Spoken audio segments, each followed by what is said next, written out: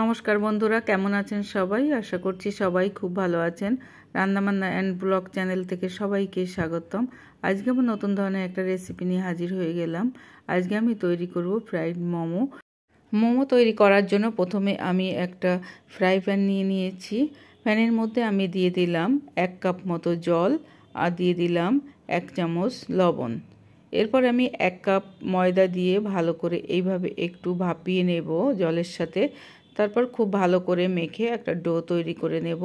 ময়দার ডোটা আমি 5 মিনিট মতো রেস্টে রেখে দেব। এরপরে আমি মোমো তৈরি করার জন্য পুরটা তৈরি করে নেব। নিয়েছি চিকেন কিমা, আর নিয়ে নিলাম 4 চামচ মতো কুচি করা পেঁয়াজ, আর নিয়ে নিচ্ছি 2 চামচ মতো রসুন কুচি, 1 চামচ মতো আদা কুচি, আর নিয়ে নিচ্ছি আমি 1 চামচ কাঁচা লঙ্কা কুচি, আর নিয়ে নিচ্ছি 1 চামচ সয়া সস,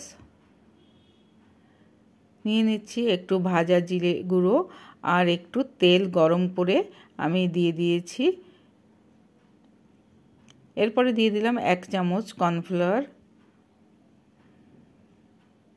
দিয়ে দিচ্ছি 1 চামচ লবণ। খুব ভালো করে মেখে নিয়ে আমি মোমোর পুরটা তৈরি করে নেব।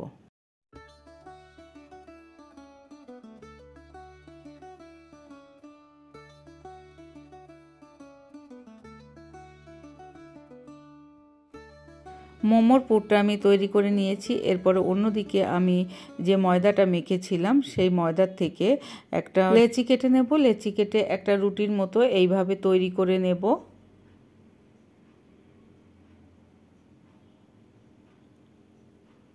এরকম একটা বাটির সাহায্যে আমি ছোট ছোট লুচির মতো তৈরি করে নেব। এইভাবে তৈরি করে নিলে সবকটা মোমো একই সাইজের হবে। এরপরে আমি মোমোটা তৈরি করে নিচ্ছি।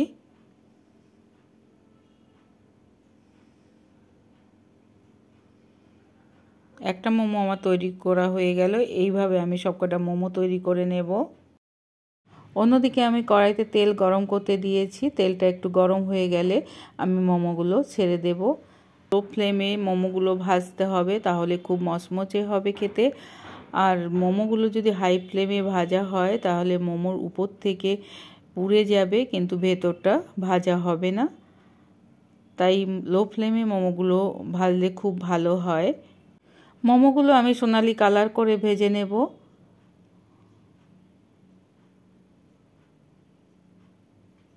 মোমোর এই রেসিপিটা যদি আপনাদের কাছে ভালো লেগে থাকে তাহলে আমার সাথে থাকার অনুরোধ রইল। সবাই খুব ভালো থাকবেন, সুস্থ থাকবেন। ধন্যবাদ।